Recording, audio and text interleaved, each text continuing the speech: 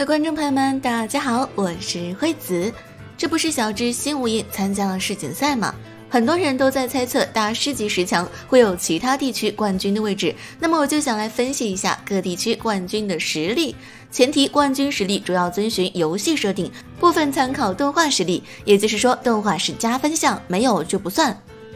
第5名卡路乃。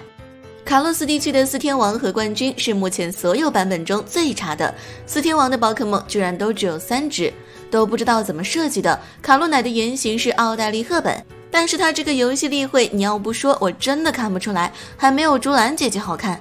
动画中卡路乃也是平平无奇的冠军，说去测试击败甲贺忍蛙的实力差点翻车，不过还是打败了甲贺忍蛙和皮卡丘，也击败过刚系天王的 Mega 巨前螳螂。卡洛斯危机的时候还是大吴出面帮忙解决的，实力还是差了点儿。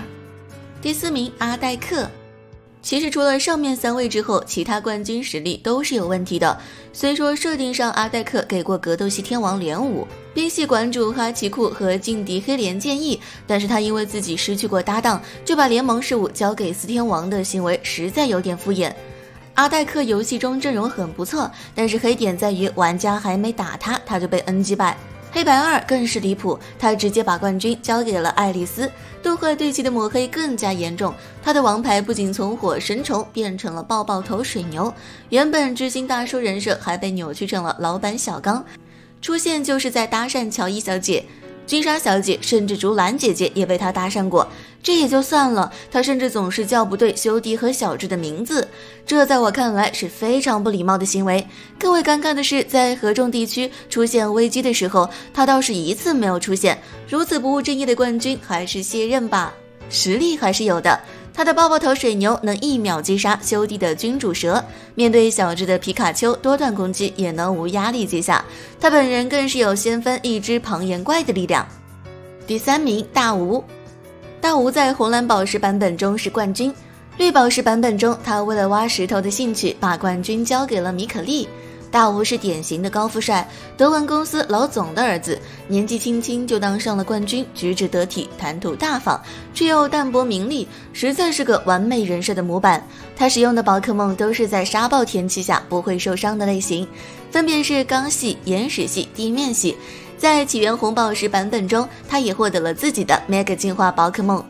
动画中大吴在 AG 篇章就登场，挖了个石头打了下火箭队，但是在 XY 篇章才是他的高光时刻，不仅出场直接秒杀了闪焰团小兵，而且他的巨鲸怪还是闪光的，游戏中并不是闪光的，简直是毫无人性。在特别篇中，他还和艾兰一起调查 Mega 进化的秘密。Mega 巨鲸怪还和原始盖欧卡对了几招，强的不行。值得一提的是，封眼的时候，小智说想要未来和大吴对战，但是 XY 里小智行动恰好和大吴错开，没有遇上。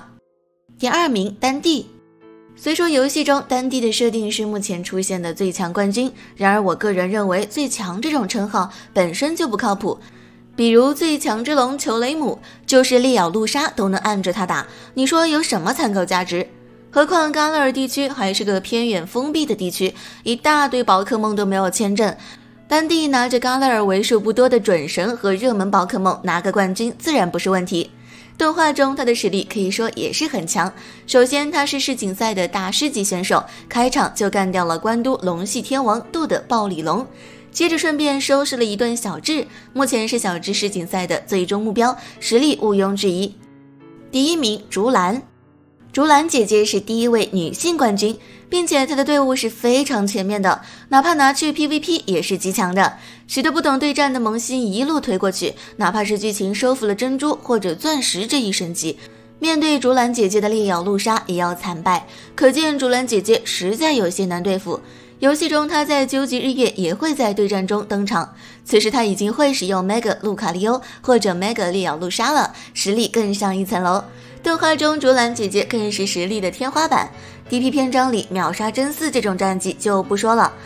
面对雾松、阿柳和大叶3位天王的挑战，她也轻而易举的一一击败。在 BW 篇章，他还在休假的时候，顺便解决了合众地区3云神的危机，着实厉害。其他冠军就不排了，因为要么动画没有出现，比如赤红和青绿，要么设定不符。成都地区冠军度动画里还是天王，黑白二冠军爱丽丝动画就是个小屁孩。好了，你最喜欢哪个冠军呢？我是惠子，咱们下期见。